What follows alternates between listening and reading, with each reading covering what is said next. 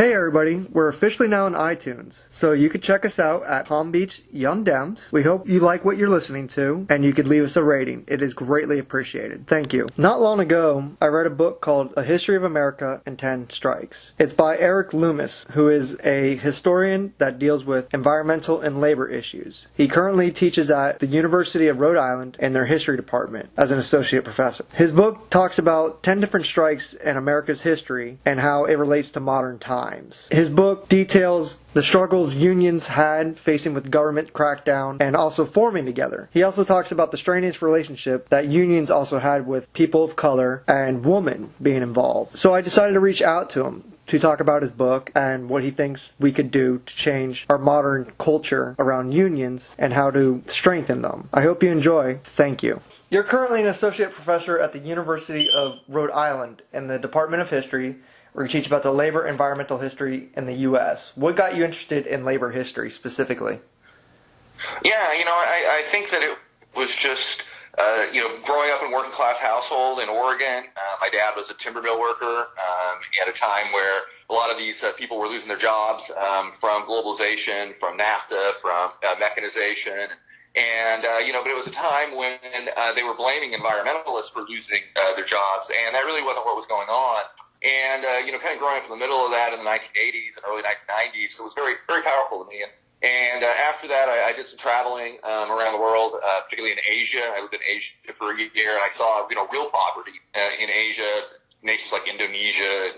And then, came back to the United States, and I moved to Tennessee. And so while in Tennessee, I got involved in a bunch of economic justice campaigns that included a campaign to try to form a union among workers at the University of Tennessee, which still exists today. It's now an affiliate of the Communication Workers of America.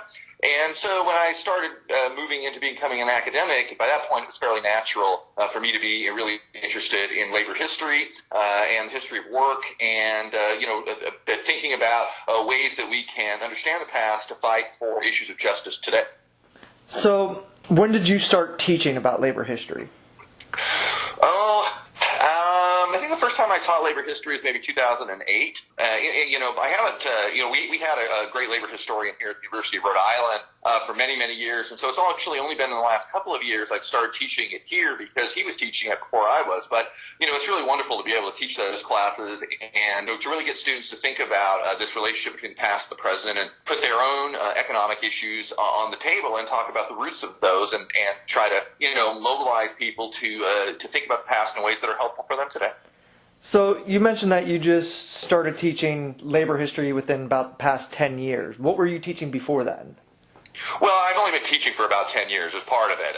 My initial training is in environmental history, and when I first got my first job, which was at a school in Texas, I was hired to teach environmental history. And so I was doing a lot of that and then kind of started including labor on the side. And then I've built that up over the years. And so, now I teach a number of different kind of courses around labor. I teach my U.S. labor history course, which I'm teaching this spring, and I'm also teaching a course right now, our honors program about protest and resistance in America, both in the past and present. And so that's where, a really in-depth, more hardcore look at the issues around protest and how people make change over time. In October of this year, you released your latest book called A History of America in 10 Strikes. What motivated you to write this book? How did you come about deciding what labor movements to focus on in the book?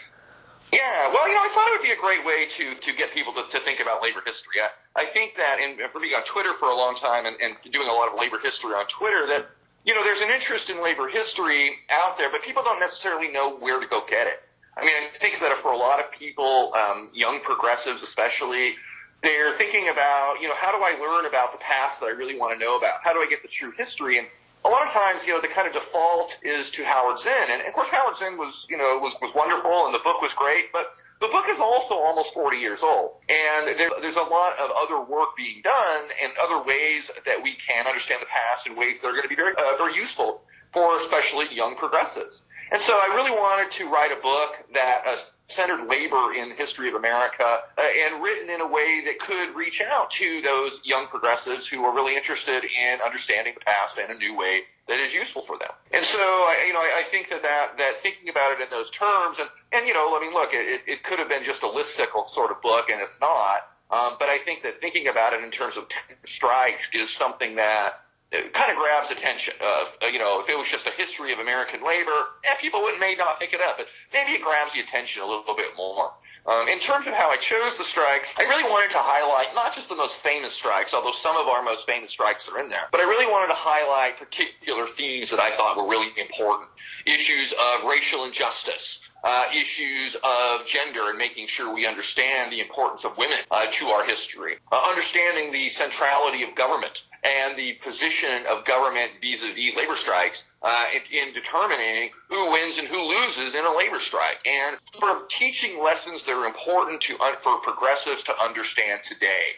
So as we're recreating a labor movement and fighting for justice, economic justice, whether it's inside of unions or outside of unions, we understand critically important issues such as politically how to use our power in politics, to understand that we can't have a labor movement that just appeals to white men, that we have to think about race, we have to think about gender, we have to be an inclusive movement, and to highlight strikes that really help us understand those issues. You open your book up with a brief introduction, and you have this very powerful line, in my opinion, where you say, and I quote, "We cannot fight against pro-capitalist mythology and American society if we do not know our shared history of class struggle." End quote. Your introduction talks about the ways capitalism harms our society as it is designed to help the very wealthy and shame the poor. You write about how anything talked about tweaking the way of our society is run to make it more equal is immediately labeled socialism to scare people. What exactly is socialism, and how is this different than capitalism? Right. Okay. Well, those are some big questions there. So capitalism is an economic system that has one goal: profit.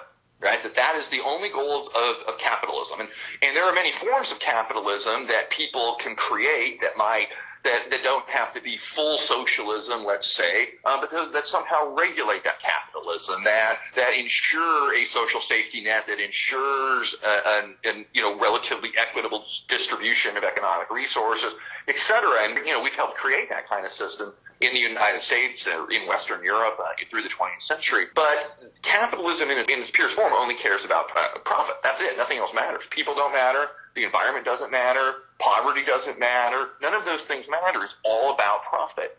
And it's inherently an amoral system. I think that what's happened in the last several decades is that, capitalist propaganda, people such as, Ayn Rand and her terrible novel, Ronald Reagan and the kind of mythology around him, Milton Friedman, these other figures have played an enormous role in creating in the United States what I call a fundamentalist version of capitalism, an extremist version of capitalism that is returning us to the days that only profit mattered. Socialism, on the other hand, which can mean a huge variety of things, is an economic system that is dedicated to the equitable distribution of resources, that prioritizes people's welfare over profit. And there can be many hybrids between socialism and capitalism. There can be a pure form of socialism, like we might have seen, in the Soviet Union, for instance. That is one form of socialism, but we don't have to have a Soviet-style state by any stretch of the imagination to have a socialist nation.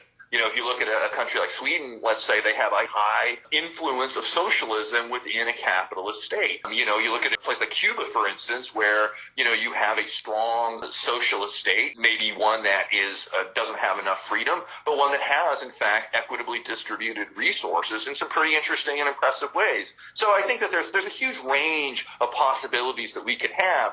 But if you have a capitalism that has no socialist aspects to it, you have a capitalism that is increasingly like what we have today, one that has created the largest sense of income inequality, for instance, in a century. And then this is not where we need to be. I want to back up here for a moment, because you mentioned Cuba and the Soviet Union as part of socialism, and that's used in modern times, and I'm sure throughout the past, as ways to scare people off from what you're describing, equal distribution, which you define as socialism. Well, wasn't the Soviet Union and now currently Cuba communist states? What would be the difference between communism and socialism here? Right. So, communism is kind of a full form of what would be called state socialism. That state socialism is a government that is run explicitly in a socialist manner, but one that also includes the ideologies of people like Lenin, for instance, that has sort of a full-fledged state-dominated revolution. And that's not where we want to be, right? I mean, there's really nothing positive about the Soviet Union, and that's not so this gets used as a cudgel against any talk of socialism. But not only is that unfair to what socialism actually is and can be, but it also is a way to overlook the fact that, in a more pure capitalist society like the United States, you have inherent and huge problems with racism, high rates of, say, infant mortality, particularly among people of color. You have growing rates of poverty. You have all kinds of social problems that socialism can help solve. Socialism can mean so many different things that if we allow that word to be dominated by the right, by, saying that, Andrew Gillum wins the governor of Florida, he's going to be, Lenin or something ridiculous like that, I think that's been very damaging for the left. And I think that but what's happened is that the right has so demonized socialism by calling somebody, say like Andrew Gillum, socialist, which is completely ridiculous, and by labeling any kind of social program socialist. What it's done is it's created space to revitalize the term socialist for the left, because if basic human rights are socialist, sign me up. And I think a lot of people are feeling that way. And so given this, I think that there's a lot of room for the wide variety of socialism that can exist to begin to flower. And I think that groups like DSA, for instance, have done a great job of allowing that to bloom in the last few years. And I think that's very, very positive for the left. I think it's very positive for America. Near the end of the 1800s, you write how Labor Day was created as a conservative holiday so workers wouldn't celebrate the International May Day. What is the difference exactly here? Because Labor Day is supposed to be celebrating the history of labor, and I assume that's what May Day is internationally. Well, yes, the difference is that May Day has a specifically, revolutionary tone to it. It's not just about, celebrating the dignity of work, let's say, which is really how Labor Day came around. That, what we're really celebrating here is like, the dignity of work, the, workers, in American life, giving a day over to really thinking, or ideally anyway, thinking about work. But there's kind of depoliticized, right? It's never has been really necessarily Labor Day about, say, challenging power. It's not really about going after capitalism. It's not about demonizing the most exploitative employers. It's really, it's basically a place for unions to have a parade in a fairly non-threatening manner. May Day is explicitly about worker power. May Day is explicitly about politicizing that worker power to fight for socialism, however we may define it. And so May Day has a politicized revolutionary aspect to it that Labor Day does not. And to some extent this reflects the more conservative position of a lot of American labor over the years, as they were happy to support a more conservative anti-revolutionary holiday. So the American Federation of Labor, which has never been a revolutionary force by any stretch of the imagination, was fine getting behind, Labor Day and embracing it over the years because, the American Federation of Labor never really wanted to challenge capitalism. Your very first chapter, right off the bat, you mentioned how America was formed on slave labor, how Columbus, as we know, accidentally discovered the Americas, and he had specific ideas on who was going to be doing the work and who would be profiting off of. What made you decide to start right there?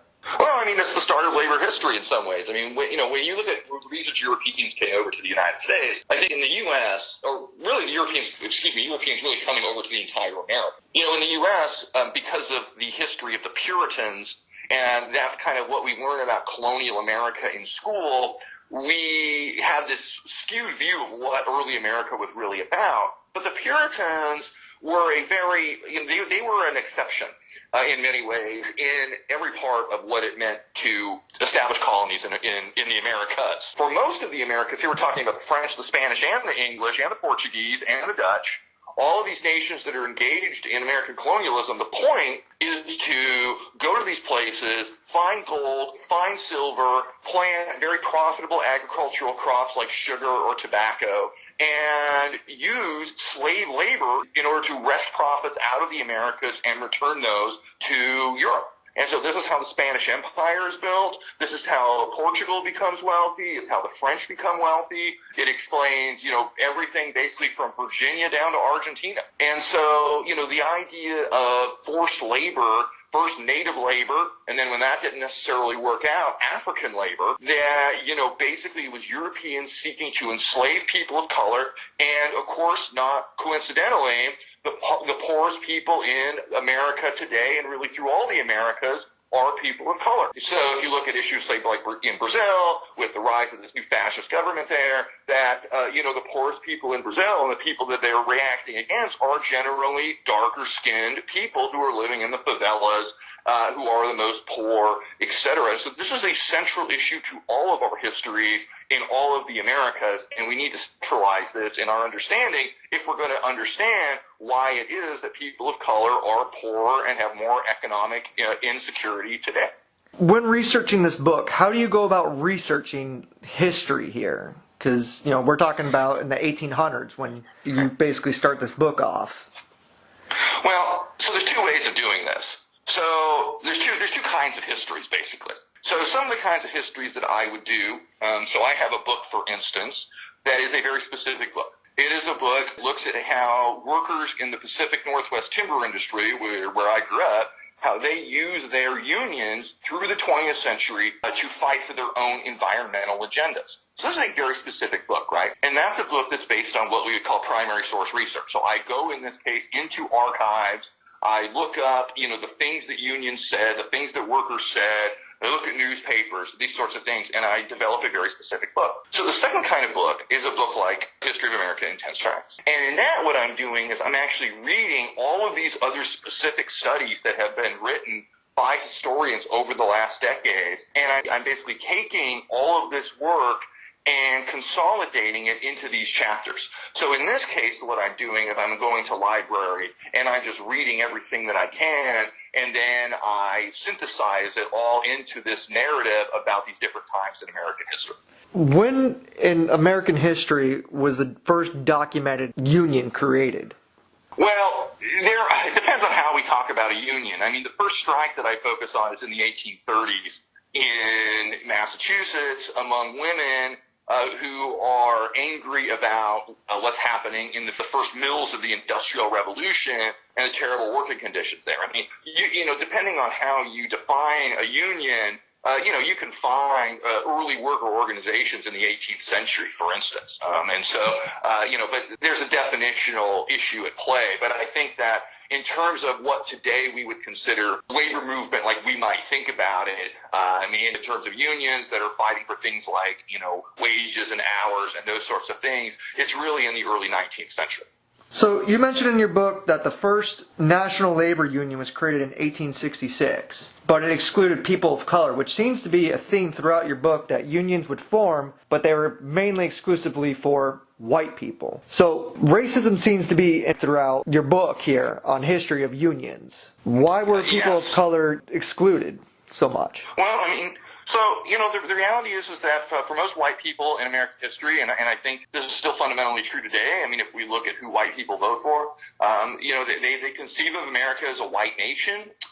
There's a lot of resentment about people of color being there, and this gets reflected in unions. I think one point that I like to make is that each of us are made up of a particular identities, a series of identities, right? We have a particular race, a particular religion, a gender, a sexuality, a set of beliefs, right? And we're made up of different identities, and these different identities can compete with each other. And, so when we ask on the left, why don't these white workers vote their, quote, interests, right? What we're talking about is why don't they vote their economic interests? But in fact, they are voting according to the interests that they think are most important, which is their white interests, right? So they identify with wealthy whites and promoting white supremacy more than they identify with workers of color who are all fighting for economic justice. This has been a problem throughout American history. And so a lot of labor unions were founded as explicitly white organizations dedicated to protecting white workers from workers of color. One of the first major laws in American history that comes out directly out of the American labor movement is the Chinese Exclusion Act. the first law in America dedicated to eliminating immigration from one nation. And this came out of the California labor movement, in which California white workers were outraged by the existence of Chinese labor they considered competing with them. And rather than try to organize those Chinese workers, they fought to exclude those Chinese workers. And in many ways, it's really only been in the last 30 or 40 years that the American labor movement has begun to switch. Now, to the point that today, the labor movement, especially AFL-CIO and unions that have a lot of immigrant populations like SEIU, are some of the biggest supporters of the immigrant rights movement in the country. And so today, unions are very much on the right side of immigration. But for most of American history, racism has been central to our understanding of this, as racism is central to every part of American history, because the United States is a white supremacist nation founded on stealing land from people of color and enslaving African Americans. That is central to what it is meant to be an American. And so not surprisingly, that's been central to the labor movement as well. So we talk about immigration here. In your book, you document that when the English first arrived over in Virginia, one of the colonies resorted to cannibalism because they were being outgunned, for lack of better expression here, by Native Americans. What exactly was going on there that created this issue? Well, basically what was going on, and we see this in a number of ways, is that when Europeans arrive in the Americas, they instantly demand labor, housing, and food from Native peoples. And in many cases, at the beginning, Native peoples sort of interested in who these new people are and some of the products that they have that they would like, and they provide this. But the violence at the core of this, the violence that was really central to early European exploration, obviously, as Europeans think they could just kill Native peoples, is going to lead to this kind of response. And so basically what happens is that, very soon after Jamestown's founded in 1607, basically the Europeans, the English settlers, are afraid to leave the fort because they're afraid of being killed. And they're afraid of being killed because they have been killing Native peoples, and those Native peoples are very angry about that and are going to have their revenge. And so, the Jamestown colony nearly collapses for this reason, and it's saved, in a very timely manner, but it easily could have collapsed. So one of the things I found really interesting about your book is that we look at Abraham Lincoln throughout history, and the common thing is that he freed the slaves, but you mentioned actually the slaves basically freed themselves through withholding their work. Could you expand on that a bit? Because that's really interesting. Yeah, so the most important labor action in all of American history has nothing to do with the Union, and it's not organized. It's slaves walking off the plantations during the Civil War that, as we've since discovered, any time slaves had the opportunity to escape, they did. And so during the American Revolution and during the War of 1812, slaves, anytime they can flee to British lines, they do. And thousands of slaves flee during both of those wars and are granted freedom by the British. And the same thing happens during the Civil War. As soon as the Union Army gets somewhere, slaves begin to flee to Union lines.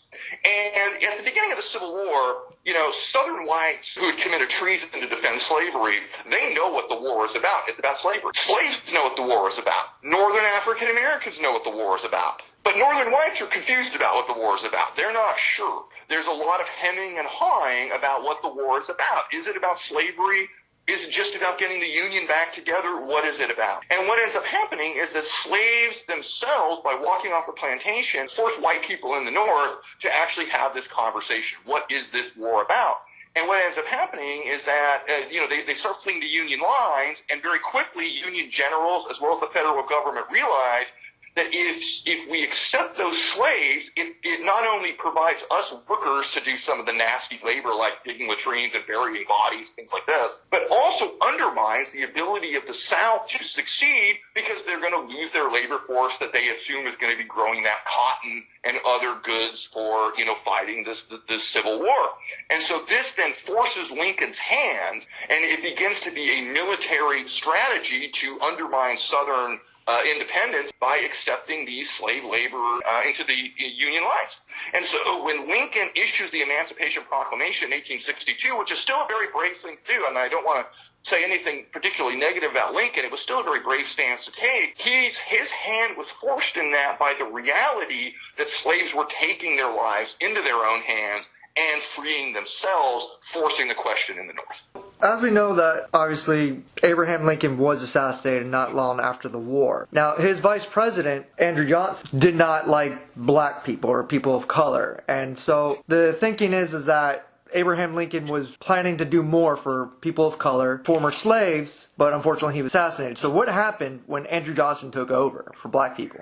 Right. Well, I mean, basically Andrew Johnson is a committed white supremacist. The greatest mistake Lincoln ever made was naming Andrew Johnson vice president in 1864, which Andrew Johnson was a Southerner. He was from Tennessee, but he was not a slaveholder. He was he was from the part of Tennessee that was pro-union. And so this was this kind of unity ticket, but then Johnson takes over. And Johnson is a dedicated white supremacist, and he very quickly after the war approves of Southern plans to reinstitute slavery in all but name. This leads to the period of America called Reconstruction, where you have a battle basically, between forces on one side, ex-slaves, abolitionists, and some other Northerners to promote black rights. And on the other side, you have white supremacy that is dedicated to repressing black rights.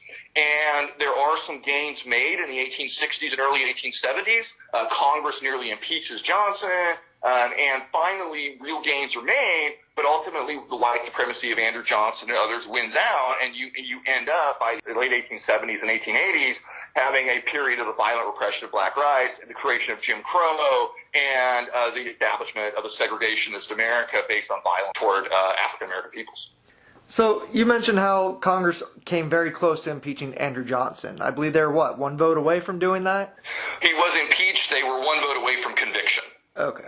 So we're talking about this Republican Congress, and obviously Republican Congress of modern day and past are two different things here. So the Republican Congress in the past, as we're talking about, created this Freedmen's Bureau. Could you tell me what exactly the Freedmen's Bureau was about and what they did? So the idea behind the Freedmen's Bureau is that it's a federal agency that is supposed to be dedicated to ensuring black rights in the South, that particularly labor contracts are abided by, and to stop the violence against African Americans in the South. But the reality is it's never very effective. It's understaffed. A lot of the people who've become Freedom Bureau office leaders may in fact not really be that committed to abolitionism. And so you have these attempts to stop this violence against African Americans, but ultimately the government, through the Freedmen's Bureau, but ultimately the government just does not invest enough in that. And in the end, there's a lot of resistance to it existing at all, because for a lot of even people in the North, once slavery is over, they think that's enough done for African Americans, and that ultimately the African Americans need to be laboring for white people on cotton plantations anyway. And so the funding for the Freedmen's Bureau is never really robust enough for it to make a serious difference. In your book, you mentioned the first big labor union to come out was called the Knights of Labor. What exactly was the Knights of Labor? What was their main goal? So the Knights of Labor is an organization that comes to prominence in the 1880s. That is an organization trying to sort of bring all workers into one organization, and it eventually gets fixated on the idea of the 8-hour day, which is, of course, a great tool to organize around. That leads to a series of large-scale strikes in the 1880s, culminating in 1886 with 8-hour day strikes across the country. And those get suppressed in the aftermath by a combination of a violent incident at the Haymarket in Chicago, where you had an anarchist throw a bomb at police, killing some, and the sort of execution of leading anarchists in Chicago that follows, as well as employers organizing to repress the Knights of Labor and make sure that unions don't exist in this country. So it was this moment of potential pretty significant radical change, but one that is repressed by violence. We know after the Civil War, the Gilded Age basically started kicking in. And we know the Gilded Age where poverty was at an all-time high while the rich profited off everything. You didn't really have much of a middle class. You had either you were wealthy or you were just dead-end broke. And this labor union, as you say, that these knights were formed, but it didn't last long. How did they end up getting broken up? Yeah, I mean, basically what happens is that, it's not a very tight organization, and so people are kind of coming and going out of it.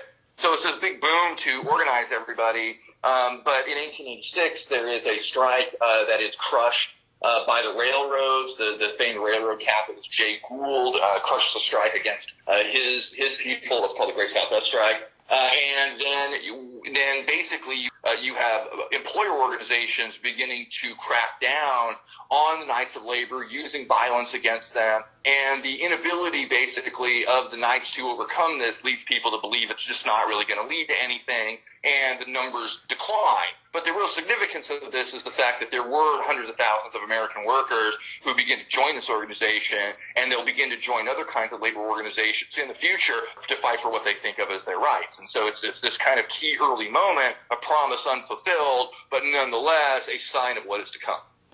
So you mentioned Jay Gould, and you mentioned the railroads. So we obviously know throughout history that when the railroads were created, that was huge for that time period for transportation and getting across the country. But that also brought a lot of labor issues around. Could you tell me a little bit about what Jay Gould was doing and these other railroad barons? Well, I mean, working on the railroad was really an incredibly dangerous job. You had just massive levels of death, and there's no safety, and railroads were also, dominating American cities. There was no safety. They're rolling through American cities. They're killing people. There's no legal recourse to this. In the end, what happens, with the railroads is because they're also used as America's transportation network, that if you can shut down the railroads through a strike, you're shutting down America's transportation network. And what this does is, on a number of occasions, it leads railroad capitalists to rely on the federal government to supply the military as a strike-breaking force. And this happens in 1877. It happens again at the Pullman strike in 1894. And so what you're seeing ultimately is a corporate government alliance to repress workers, which is one of the big points I make in the book, is that when the government is not a neutral agent, when the government is on the side of employers actively, it's very, very difficult for workers to win. So really almost impossible. And so we see this over and over again through using the Army as a strike-breaking force. You were mentioning that as these trains were rolling through towns, they were killing people. How exactly was a train killing people as it was rolling through towns? I mean, they have to run on the track, so I can't imagine a train just running through houses randomly.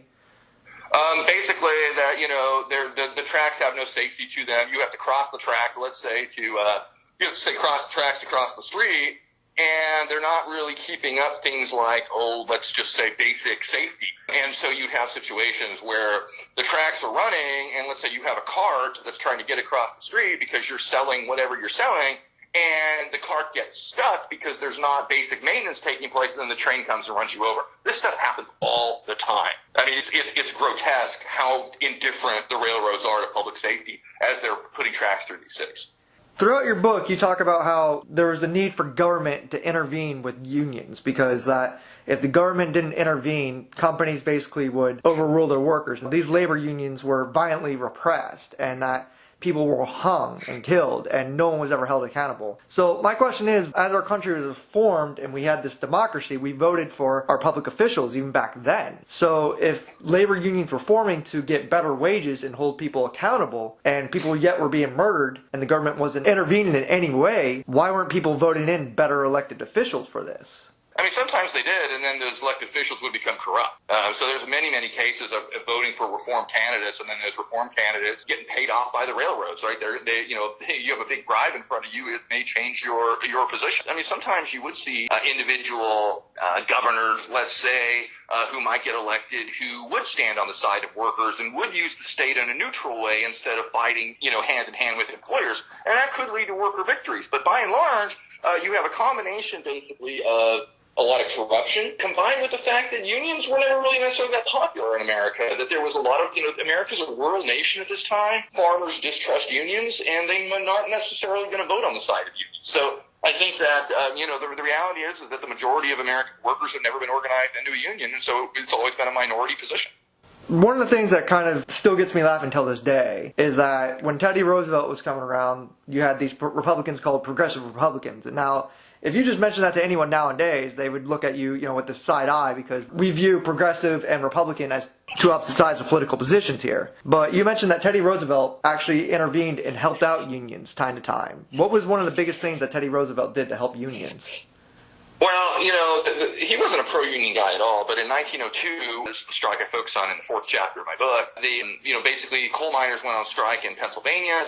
Coal miners were treated horribly, And, the nation relied on coal for heating. And so as the fall came on and people were worried about heating supplies in the winter, Roosevelt intervenes to try to bring everybody to the table and come up with an agreement. But what ends up happening is the union says, sure, but the companies say no. That angers Roosevelt. And so Roosevelt intervenes and basically forces the companies to agree to mediation, and the workers win. They don't win union recognition, but they do win a lot of the gains that they wanted. And this goes to show the ways that, again, if government mediates a labor strike, workers can win. If the government sides with the employers, as they so often do, workers are going to lose.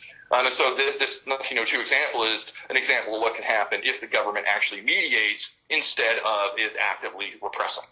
We know later on that The Jungle was written, that the book, not the Jungle book, but the book called The Jungle was about how meatpacking facilities were dangerous to employees and how they were unsanitary, and it was written by a socialist, and how the intended goal of the book was to get people to realize the abuse of labor. And it unfortunately had the unintended consequence where people reacted to the book not on the fact that people were being abused and harmed in the meatpacking facilities, but in fact that the meatpacking facilities were unsanitary to the food they ate. So what exactly happened there? I mean, you mean what happened with the book? Yes.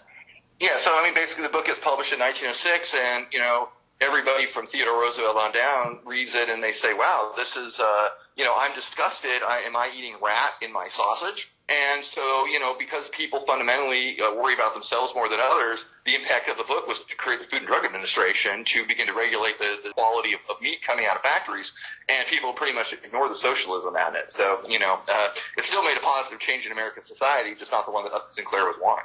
One of the biggest massacres you mentioned in your book is the Ludlow Massacre, and it really struck me. Could you tell me a little bit about the Ludlow Massacre? How did you come about that? It's a very famous incident in 1914 where you have workers on strike in Colorado, and the Colorado National Guard and private strike-breaking forces unite, and one day they open fire on the tent camp out in the middle of nowhere in Colorado, and they burn the tent camp to the ground, and a bunch of women and children who were hiding in basically a makeshift bunker that was built, they all suffocate to death. And this massacre gets national headlines, and for the first time after the capitalists, in this case John D. Rockefeller Jr., is actually hauled before a committee that is investigating labor conditions, and you have a national story based around the way the utter indifference of capitalists to the deaths of workers, and what this begins to lead to is to kind of counter the bad publicity. It begins to lead to corporate welfare programs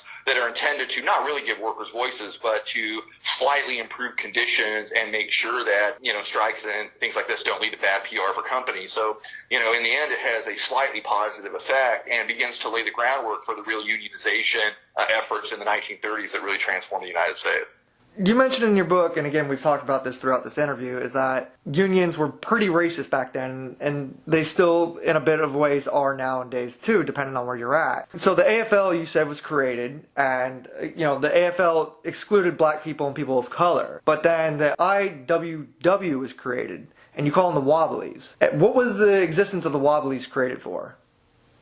It's basically an organization of workers dedicated to a revolutionary response to capitalism that is going to engage in some of the most powerful strikes of the era. They use great propaganda. They organize the workers, the immigrants that are considered not organizable, working in the timber industry and agriculture and mining and textile mills. And they produce some of the most dramatic strikes of the 20th century, and ones that very much remember today. So what happened to the IWW? It sounded like they were very popular and they were very diverse. Why did the IWW fail? Yeah, basically they were openly radical, and in World War I, the government and employers decide to crack down on all radicalism, and so they're crushed through state violence. Many of their leaders are murdered. They are put in prison. The leader of the IWW, Big Bill Haywood, eventually flees to the Soviet Union to escape prison time. And so you have state violence against radical workers that undermines that movement. So by about 1920-21, they're not really a major player anymore. But nonetheless, they've still laid the groundwork for the big union effort in the 1930s that's going to change the United States. So, again, as we've talked about through this interview, we've talked about unions, obviously, and the history of exclusion and racism. But one of the things we haven't really touched up on is actually the role women played in unions. And so you mentioned the Bread and Roses strike, which involved a lot of women. Could you tell me exactly what involved this strike and how women played the role in labor? Well, I mean, women have always been central to American work. We often leave women out because they're paid less, because we have this vision in our heads of, work as being white men in factories. But the reality is that from the beginning of the Industrial Revolution, women were employed in textile mills. The Bread and Roses strike in 1912 in Lawrence, Massachusetts was in these textile mills. And so you have immigrant women who are leading this strike, who are engaging in incredibly brave actions to improve their lives. And there was a lot of things. There was a lot of other strikes happening at this time. And I think that it's important to remember and to focus on the history of women in labor, because women, they work in the home for without pay, and they work outside of the home for very low wages. And so, women have often played a leading role in American strikes. So since we're talking about women here, one of the things I found really interesting that I didn't realize until actually reading your book was the Rosie the Riveter poster from World War II, which is the famous poster of the woman with the bandana on her head, and her making a muscle. And it says, "We can do it." And you lay out in your book that the "we" didn't mean we as in woman, it meant something else. Could you explain what that was? Yeah. So the famous poster that everybody thinks of as Rosie the Riveter today, first of all, was not even Rosie the Riveter. That's a different image. But in fact, was basically a propaganda poster by the corporation Westinghouse. And the "we" was Westinghouse workers, and it was intended to create corporate loyalty, not union loyalty. And in fact, it was just used for a couple of weeks during World War II and was forgotten about for decades. And then, because it's a great image, was recovered and in the 1980s and became synonymous with women's power and feminism and all this. But the actual initial use of the image was anti-union, not pro-union. But that's something that is totally forgotten about today.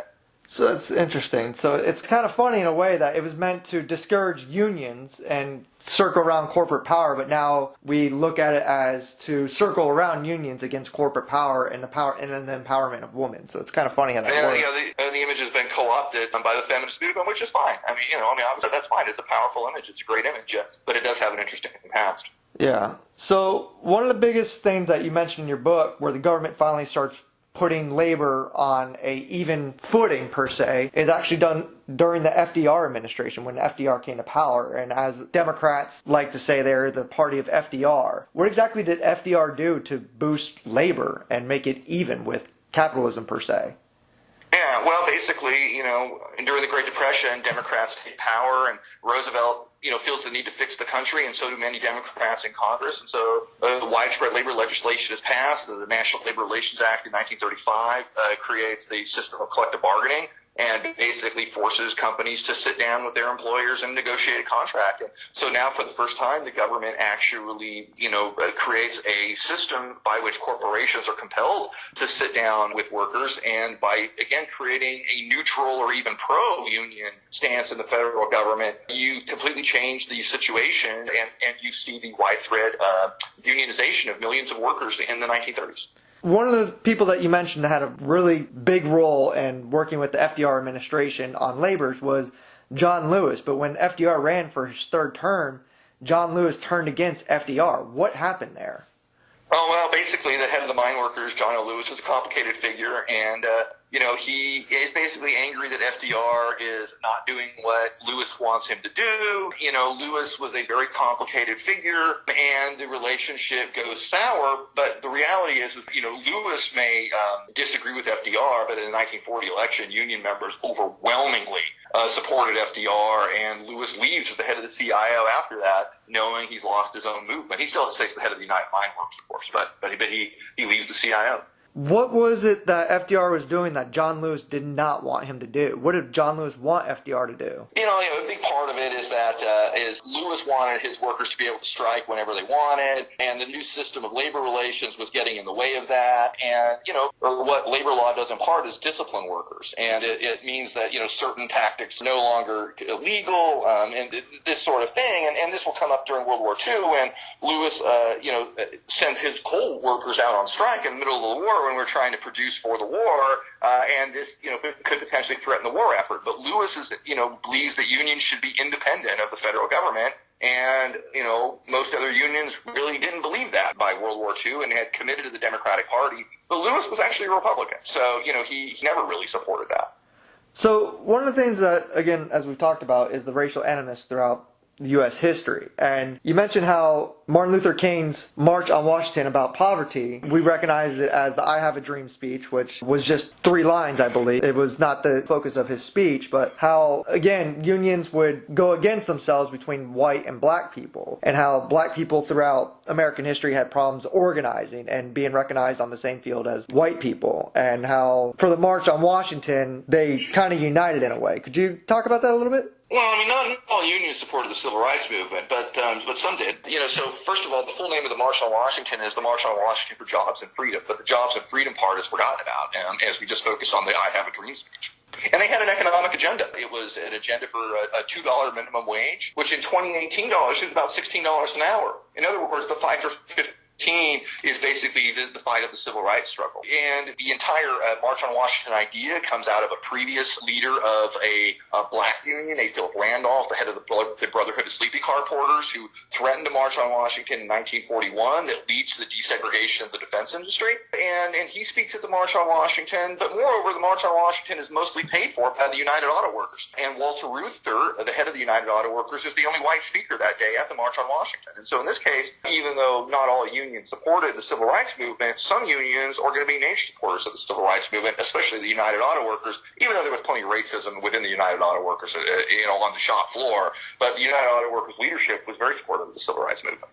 You mentioned in your book, and this kind of had a dark tone to it per se, was that when President Jimmy Carter took office, you had a large Democratic majority in the House and Senate that was more liberal than Jimmy Carter. And so when Carter was taking presidency, the unions supported him because they thought that he would push towards more labor union-friendly policies, and he wasn't. He was fighting with his own Congress. What exactly was the issue there at hand? Why was Jimmy Carter so against unions, which had been the backbone of the Democratic Party? Well, Carter, unfortunately, he saw himself as a kind of centrist reformer. And, he came to power without any union help. Unions never successfully organized Georgia. And so Carter didn't really owe unions much of anything, or he didn't think he did. And so, he's more concerned with fighting inflation, which was a big issue in the 70s, and with kind of taking a moderate economic tone than actually, supporting the kind of labor law that would have helped out unions a lot. And so it's a huge blown opportunity. Carter, in some ways, is not a very good president, and one of the reasons for that is he ignores the needs of his own base, the unions, and instead tries to appeal to moderates and economic conservatives, and he gets blown out of the 1980 election, in part because labor doesn't really support him. One of the lines in your book that really kind of caught me off guard, and I thought it was kind of sad, was that the International Association of Machinists President William I'm sorry, I can't say that. William Wimpesinger is his name. Wimpy. Okay, so the International Association of Machinists President William Wimpy, we're just going to call him Wimpy because, God, I can't. Yeah, that's fine. A reporter asked him, he said, well, what could Carter do to improve relations with labor unions? And he basically just says he could die. I mean, that was just brutal to read. I mean, man, I didn't realize Carter was hated that much. Well, I think there was a lot of sadness in there among the unions that they thought they had an ally and they didn't, and that they wanted to have a better relationship, but Carter wasn't interested in that. So I think there was just in the 70s a lot of anger and a lot of sadness about how much Carter had sold out the union. One of the things to back up right before Carter was obviously the Nixon presidency, and you talk about the postal strike on Nixon and how government workers went on strike because they were upset, mainly the postal workers, because their wages were so low compared to the cost of living, and how Nixon decided that he was going to organize a National Guard to go take over, but that the postal workers were from the National Guard also, so they got the National Guard to stand down. How did that all come about? Well, basically, I think the early 1970s is a period where there's, government workers are organizing around the country, and postal workers do have it very bad. They are heavily underpaid, and they work in substandard conditions, and et cetera. And basically, you had the New York, especially in New York, the New York postal workers decide, they were going to do what it was an illegal strike. Technically, it's illegal for government workers to strike, federal workers, and so they go on this illegal strike. But the reality is that they have a lot of public support, and that they're able to stand down the Nixon administration, and Nixon decides it's not worth it, and he negotiates a really good contract for them, and it's a huge victory for American government workers.